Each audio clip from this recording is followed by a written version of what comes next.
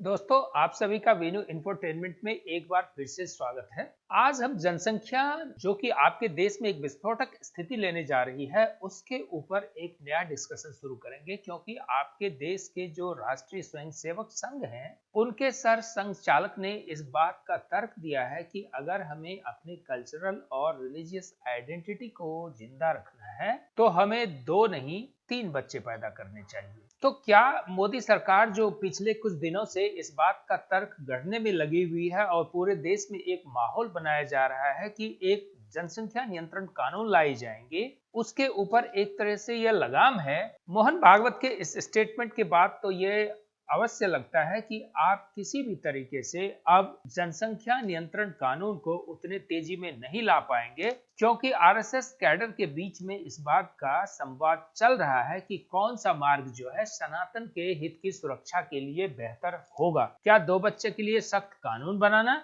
क्योंकि 2 बच्चे के कानून को एक तरीके से डिस्क्रिमिनेटरी अप्रोच माना जाता है और कांग्रेस ने इसको इस तरह से प्रचारित किया है और वामपंथियों ने इस तरह से प्रचारित किया है कि यह एक मुस्लिम धर्म के लोगों के ऊपर कुठाराघात है और उनके ऊपर लगाम लगाने का यह एक प्रयास है। देश की जनसंख्या लगभग 140 करोड़ को पार कर चुकी है और कोई भी सरकारी जो व्यवस्थाएं बनती है और सरकार के द्वारा जो लाभ निर्धारित की जाती हैं, उस लाभ को आम जन तक पहुंचाना किसी सरकार के लिए कितनी टेढ़ी खीर होगी, यह आप समझ सकते हैं। और इतने लोगों के लिए जिस तरह का टैक्सेशन सिस्टम है, उससे जो रेवेन्यू आता है, उस रेवेन्यू के डिस्ट्रीब्यूशन से ही आप कुछ उनके लिए लाभकारी योजना बनाते हैं, तो उनको आप किस तरह की लाभकारी योजनाएं दे सकते हैं, यह भी समझने की बात है। यह दीगर बात है कि इस देश में आज भी 400 और 500 रुपए महीने का मासिक पेंशन देने के बाद वह सरकार चुनाव जीत जाती है। आज के दिन भी उन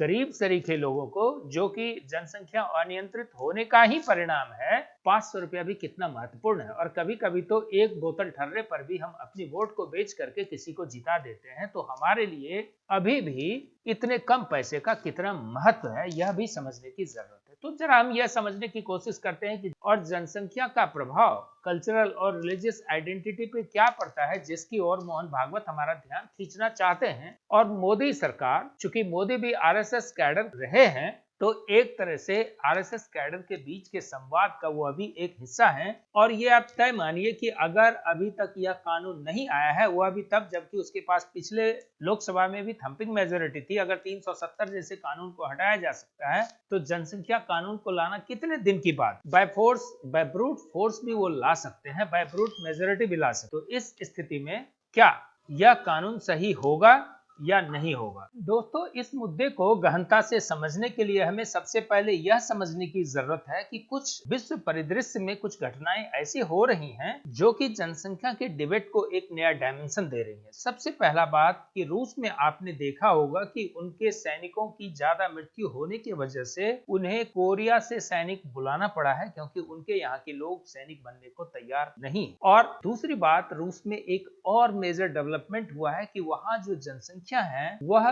बच्चे उत्पादन की संख्या काफी घटी है, इसलिए वहां की सरकार को पहली बार कुछ हास्यास्पद कदम उठाना पड़ा है और एक ऐसे मिनिस्ट्री का निर्माण करना पड़ा है जो कि मिनिस्ट्री ऑफ सेक्स कहलाता है। और वहां पे कुछ इस तरह के भी कानून को लाना पड़ा है कि आप 10 बजे रात के बाद बिजली नहीं जला सकते हैं, ताकि आप संतान उत्पत्ति की प्रक्रिया में शामिल हो सकें और स्त्री पुरुष के संबंध स्थापित हो सके। यह कोई सामान्य घटना नहीं है। उसी तरह जब हम जापान और चीन को देखते हैं, तो वहां पे एजिंग पॉपुलेशन है, क्योंकि वहां पे लोगों ने बच्चे का उत्पत्ति करना कम कर दिया है, तो बुजुर्गों की संख्या बढ़ गई है। तो एक पोटेंशियल थ्रेट उनके यहाँ एक कम्युनिटी के ऊपर भी आया है कि उसका एग्जिस्टेंस बचेगा या नहीं बचेगा। और उसी तरह से अगर अमेरिका को भी आप देखते हैं, जो कि लिबरल डेमोक्रेटिक सिस्टम है, और या यूरोपियन कंट्री देखते हैं, वहां भी एजिंग पीपल की संख्या बढ़ते जा रही हैं। और चौथी बातें, आपने ये देखा होगा कि मोदी साहब इतने दिन से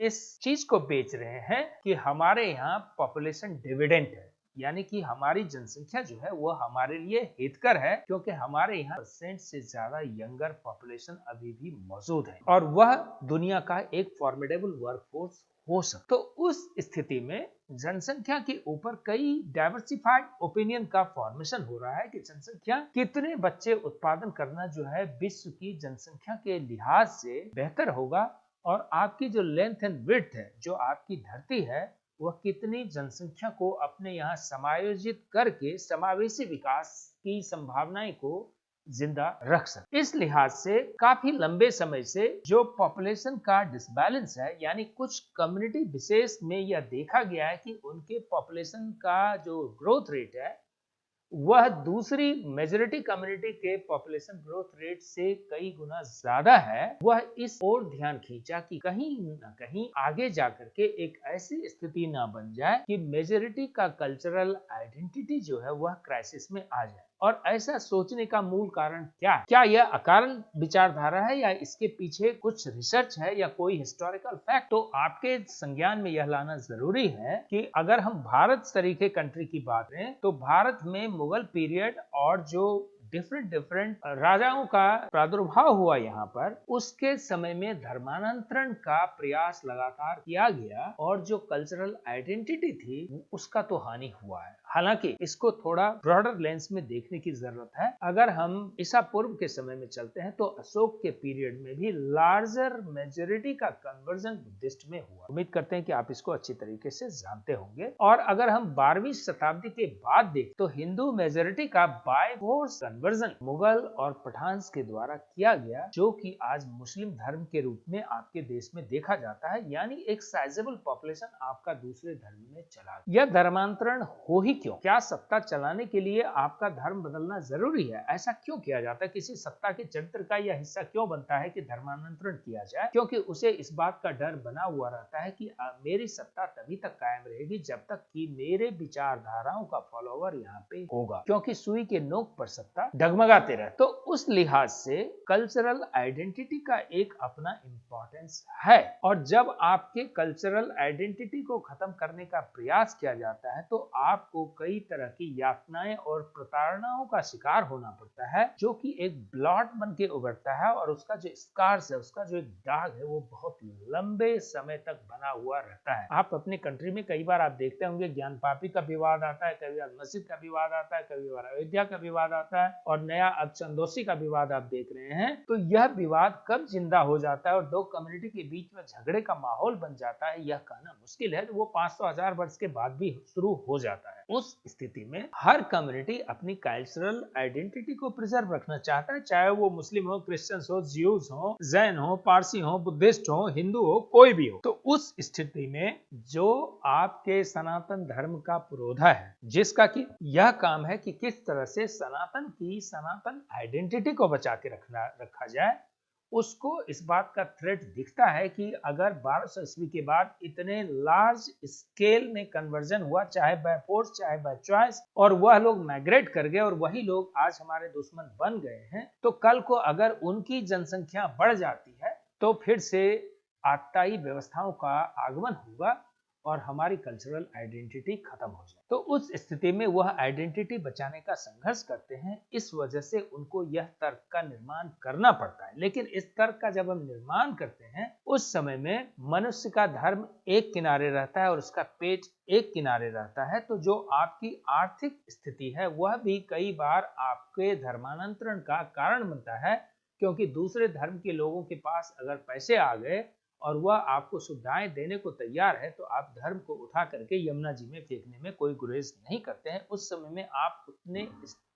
स्ट्रिक्ट रूप में अपने धर्म को पकड़े नहीं रहते हैं, क्योंकि पापी पेट का सवाल है। तो इस लिहाज से जनसंख्या डिबेट को हमें इस नजरिए से देखना पड़ेगा कि एक तरफ हमें कल्चरल आइडेंटिटी बचाने का इशू है और दूसरे तरफ हमें अपने पेट को संभालने का इशू है। अगर हम पेट के नजरिए से देखते हैं तो क्या हमारी देश इतने एम्प्लॉयमेंट को जनरेट करने की स्थिति में आएगा कि उतने बड़े जनसंख्या को होस्ट कर सके, और क्या हमारी भारत की जो धरा है उसके पास इतनी क्षमताएं हैं कि इतने लोगों का भरण पोषण कर सके। तो एक तरफ तो पोटेंशियल चैलेंज टोटली फाइनेंशियल और इकोनॉमिक एस्पेक्ट है, और दूसरी तरफ जो चैलेंज है कि अगर हम रहेंगे ही नहीं, हमारा कोई कल्चरल आइडेंटिटी ही नहीं रहेगा, तो फिर हमारा वजूद ही क्या होगा। फिर तो कोई न कोई हमें दबा करके कभी अंग्रेज शासन करके चले जाएंगे, कभी मुगल शासन करके चले जाएंगे, कभी पठान करके चले जाएंगे, कभी कोई और आकर के चले जाएंगे। और दूसरी बात कि जब फ्रेगमेंटेशन ऑफ पॉपुलेशन होता है और उनकी different different cultural identity create होती है, चाहे वो पैसे के द्वारा किया गया हो, चाहे उसकी मजबूरी में किया गया हो, और जब वो 100-200 वर्ष तक उसका कई जनरेशन सक्सेसिव जनरेशन तैयार होता है,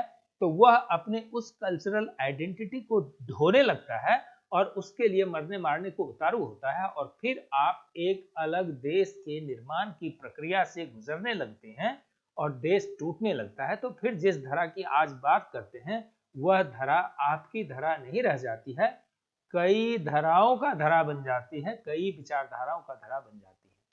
तो इस लिहाज से यह डिबेट काफी ही महत्वपूर्ण डिबेट है, जिसको कि हमें बहुत बारीक से और बहुत गहराई से समझने की जरूरत है और इस पे विचार और मंथन करने की जरूरत है। इसलिए इसको कभी इस नजरिए से ना देखें कि मुस्लिम समुदाय ज्यादा बच्चा पैदा करते हैं या क्रिश्चियन समुदाय कम बच्चा पैदा करते हैं या जैनिज कम बच्चा पैदा करते हैं या हिंदू की जनसंख्या खत्म हो जाएगी। इस दो नजरिए पर कैसे हम कल्चरल इन्वेजन को बचाएंगे, उसका क्या रास्ता होगा और कैसे हम अपने पेट को चलाने की व्यवस्था करेंगे, दोनों का जब तक साम्य स्थापित नहीं होगा, तब तक यह डिबेट अधूरा रहेगा और कोई कानून बनाना शायद अभी संभव नहीं होगा। उम्मीद करते हैं कि आप इसके मल्टीपल डायमेंशंस को समझ पाए होंगे। अगर यह कंटेंट अच्छा लगे तो दोस्तों के साथ शेयर करना कतई ना भूलें और आप अपना आशीर्वाद इस चैनल को दें, क्योंकि जो सिर्फ सत्य को बिना किसी लाग लपेट के आपके सामने प्रस्तुत करता है। धन्यवाद।